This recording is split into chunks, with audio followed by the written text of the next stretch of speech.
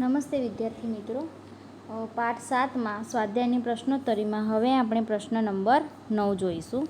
વિષુવવૃત્તીય વર્ષાવનના પ્રદેશમાં હાથી કેવી રીતે અનુકૂલન સાધે છે?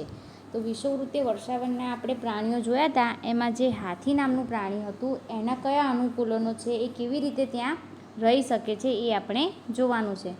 તો હાથી પોતાનું અસ્તિત્વ ટકાવી રાખે છે એના મુદ્દા પ્રમાણે આપણે જોઈશું.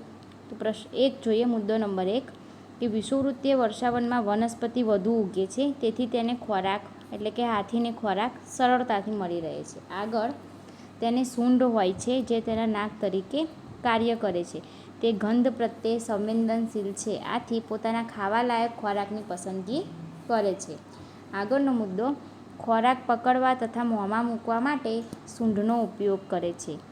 તેને બાહ્ય દાંત હોય છે, એટલે કે બહારના ભાગે દાંત હોય છે, જે વૃક્ષની છાલને ઉખેડવામાં ઉપયોગી થાય છે.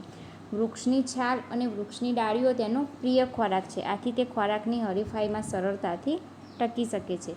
છેલ્લો મુદ્દો જોઈએ કે તેના મોટા કાન અત્યંત મૃદુ અવાજને સાંભળી શકે છે, એટલે કે એકદમ ધીમા અવાજને પણ તે સાંભળી શકે છે, તથા ગરમ હવામાનમાં પંખા તરીકે શરીરને ઠંડુ રાખી શકે છે. આમ આ બધા અનુકૂલન હોવાથી હાથી વિષુવવૃત્તીય વર્ષાવનના પ્રદેશોમાં ટકી શકે છે.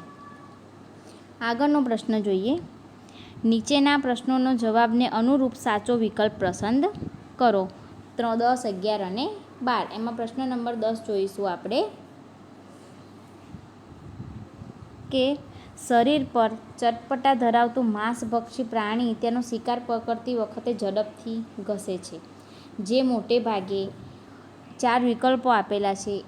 આ અનુકૂળતા ધરાવતું પ્રાણી કયા પ્રદેશમાં જોવા મળે છે એ આપણે જવાબમાં કહેવાનું છે.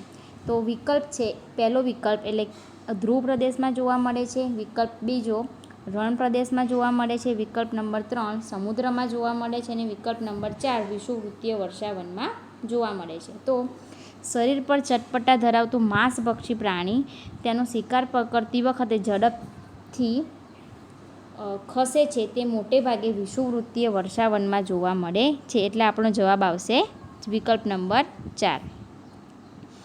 આગળનો જોઈએ. પ્રશ્ન નંબર 11 અતિશય ઠંડી આબોહવામાં અનુકૂલન સાધવા માટે ધ્રુવીય રીંછ કઈ લાક્ષણિકતા ધરાવે છે? તો 4 લાક્ષણિકતા આપેલી છે. એમાં ધ્રુવીય રીંછ કઈ લાક્ષણિકતા ધરાવે છે અતિશય ઠંડી આબોહવામાં જીવવા માટે? તો આપણે એના વિકલ્પો જોઈ લઈએ. પહેલું છે સફેદ રૂંછાદાર વાળ, ચામડી નીચે ચરબી અને ગંધ પ્રત્યે અત્યંત સંવેદનશીલતા.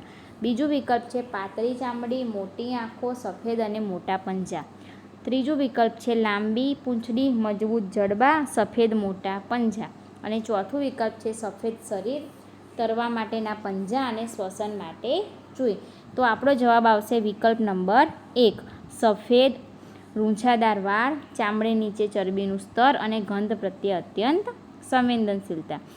આગળનો જોઈએ. પ્રશ્ન નંબર 12 અને સ્વાધ્યાયનો છેલ્લો પ્રશ્ન. કયો વિકલ્પ વિષુવવૃત્તીય પ્રદેશને સારી રીતે વર્ણવે છે? 4 વિકલ્પો આપેલા છે. 1 ગરમ અને ભેજવાળો, મધ્યમ તાપમાન અને ભારે વરસાદ, ત્રીજું ઠંડક અને ભેજધારક અને ચોથું છે ગરમ અને સૂકો. તો આપણો જવાબ આવશે વિકલ્પ નંબર 1 ગરમ અને ભેજવાળો. તો વિદ્યાર્થી મિત્રો, અહીં આપણું પાઠ 7 હવામાન, આબોહવા અને આબોહવાની સાથે પ્રાણીઓનું અનુકૂલન એ પૂર્ણ થાય છે.